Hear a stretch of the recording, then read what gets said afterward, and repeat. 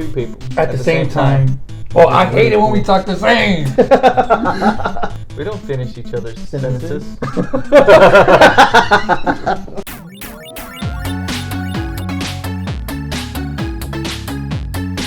Hey guys, welcome back to the channel for another 5-minute Flashback Friday. Again with me is C. Los. How's it going, guys?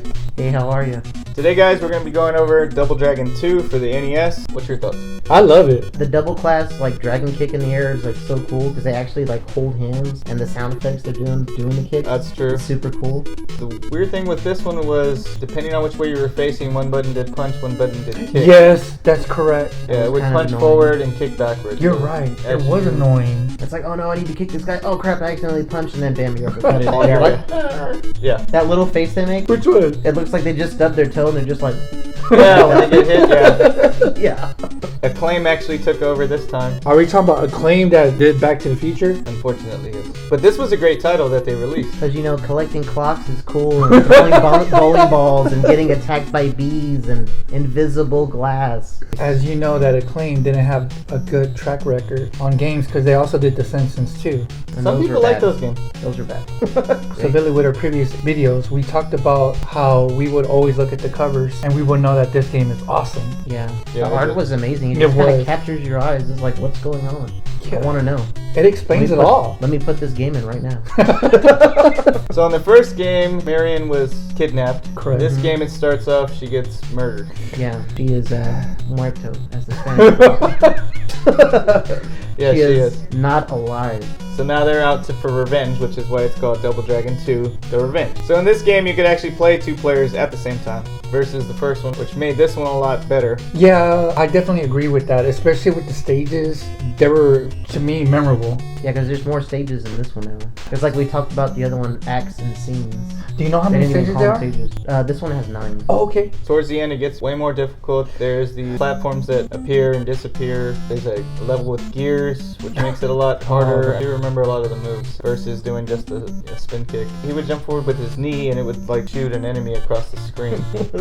Instant death right there. Yeah, it was so cool. He could do an uppercut too, which would knock him, way up. Because I'm not sure if y'all remember with the jumping knee, they didn't like go off screen when you hit them. No, they would hit like the invisible wall. Invisible wall. Yeah, it was pretty much like the edge of your screen. I will admit, I use that so much.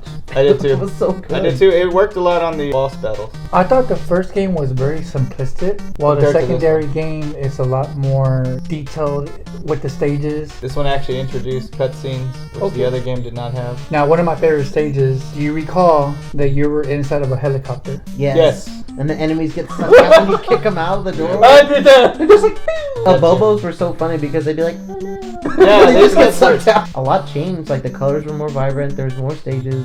It seemed like there was more to do. It built up the climatic end to like that stage that you were playing. It was pretty cool. Towards the end, it was pretty difficult. But those NES games, it was all about like memorization, and plus it was a lot different than the arcade version. It seemed like there was a lot more to do in the console version than there was in the arcade. So I have this copy here. I'm going to go ahead and unbox for you.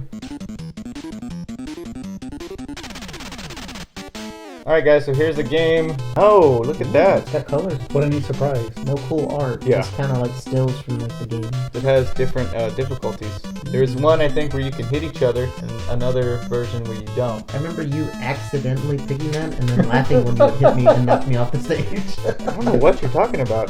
Yeah, because that never happened. There's one of the levels that I was talking about. Oh, the spikes, dude. That was like an instant Yeah, there's death, spikes, and then there's those conveyor belts pushing you in the opposite direction. What did you guys think about the ending for this? I was disappointed. Yeah, it just seemed like there was so much build-up, and then it was just like, okay, well, it's over. This guy's dead.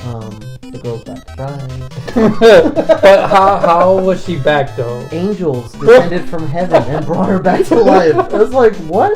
You guys gotta check it out if you don't believe us. Technically, it's a happy ending. This is a replayable game that you could play over and over. And I know we played it plenty of times back in the day, and then me and you played it within the last 10 years. And unfortunately, guys, Billy had to save me from a stage that I don't even want to talk about. Yeah, it saved me too. Pretty much where it was like, hey bro, give me your controller, I'm gonna get us through this level so we can conserve our lives. Alright guys, so that was our take on Double Dragon 2. Let me know what you think in the comments below. And I guess we'll see you next Friday.